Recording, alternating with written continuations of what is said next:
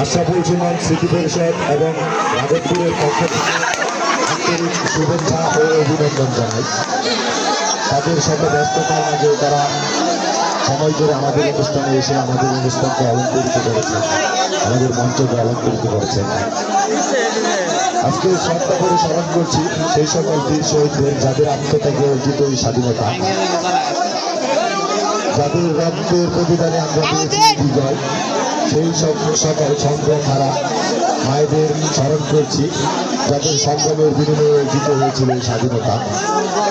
আশরাফুল সুমন স্মৃতি পরিষদ এবং রাঘবপুরের পক্ষ থেকে কৃতজ্ঞ চিত্তে শ্রদ্ধা জানাচ্ছি সেই সকল বীর শহীদদের। আজকের এই অনুষ্ঠান প্রতি বছরের নেই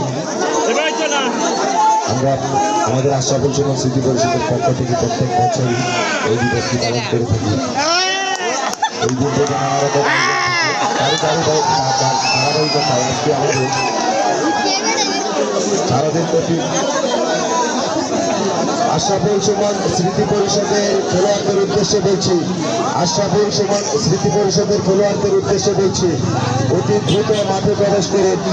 আশরাফুল সুমন স্মৃতি পরিষদ, আশরাফুল সুমন স্মৃতি পরিষদের খেলোয়াড়দের উদ্দেশ্যে বলছি, অতি দ্রুত মাঠে চলে আসুন।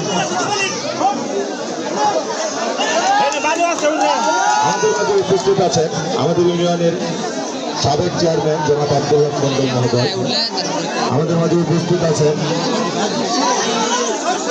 জনাব মোহাম্মদ মুস্তিদ হোসেন, রাজ উস্তাকান নির্মাণ শ্রমিক ইউনিয়নের সংগ্রামী সাধারণ সম্পাদক রাজু আহমেদ রিয়াজ ভাই, আরও বিভিন্ন অতিথিবৃন্দ যারা আমাদের মাঝে এসে উপস্থিত হয়েছেন তাদের সকলকে আশরাফুল সুমন স্মৃতি পরিষদ এবং রাঘবপুরের পক্ষ থেকে বিজয়ী শুভেচ্ছা ও অভিনন্দন।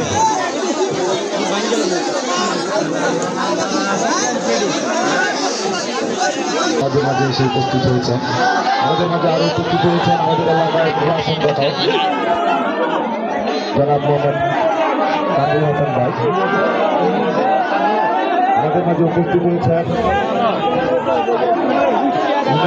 নেতা জনাব মোহাম্মদ মোজাম্মেল হক। সকলকে আশরাফুল সুমন স্মৃতি পরিষদের পক্ষ থেকে বিজয়ী শুভেচ্ছা অভিনন্দন। আশরাফুল সুমন স্মৃতি পরিষদের সকল সদস্যদের উদ্দেশ্যে বলছি, তোমরা মাঠ পরিষ্কার করো। আমাদের খেলা উদ্বোধন হবে অল্প কিছুক্ষণের মাঝেই, তোমরা মাঠ পরিষ্কার করো। আশরাফুল সুমন স্মৃতি পরিষদের সকল ভলান্টিয়ার। দুজন কি হইল? আপনারা কেউ মাঠ দিয়ে প্রবেশ করবেন না। সেই মানুষ নিয়ে কি ভিডিও করবেন না।